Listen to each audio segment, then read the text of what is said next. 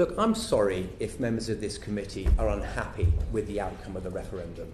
I'm sorry if members of this committee are unhappy with Donald Trump being President of the United States. But you can't simply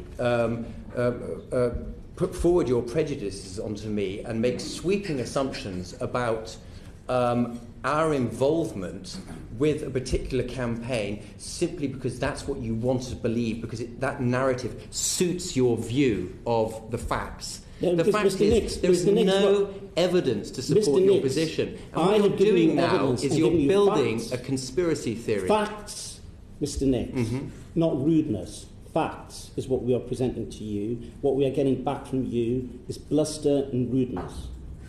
The fact is that Steve Bannon, from Cambridge Analytica, was someone who introduced Aaron Banks to Cambridge Analytica. And we've had that in evidence from a number of different sources. And we also have a fact that a former employee of Cambridge Analytica was the person who introduced AIQ to the Vote Leave campaign. Those are facts. And that's why there's a link in this story. So all of those facts are true. But that's not what you said. What you just said was that you refused to believe that Cambridge Analytica was not involved in the referendum. And that is not a fact. And it's not supported by the hypothesis that you've just put forward. It's not supported by the relationships that you've just alluded to. There's absolutely no connection between that statement and what you've just set out. The connection of the individuals who are linked to each other in this small world in which you operate and from which you've made an awful lot of money. So the position is there are links.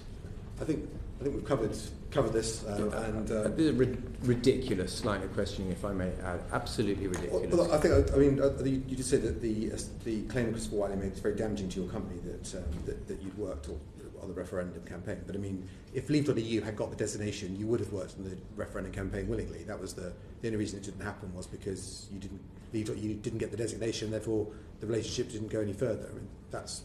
And nothing. I'm not saying the problem with that is... Well, not at all, but you seem to take great exception to even the idea that you might have worked on it or worked with it. No, I take exception to the fact that Christopher Wiley can state to this committee that we played an absolutely pivotal role in Brexit, i.e. can point-blank lie to you as he's lied over a great many issues involving Cambridge Analytica's involvement in election campaigns in this country, in the United States and overseas, and all sorts of allegations about unethical practices and illegal practices.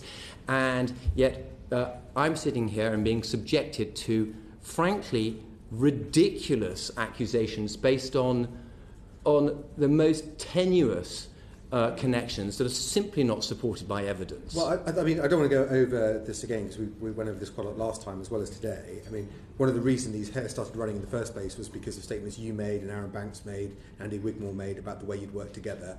It's not just Christopher Wiley's view. Brittany Kaiser places a value on the work she did at working with Leave.eu in preparation for the referendum.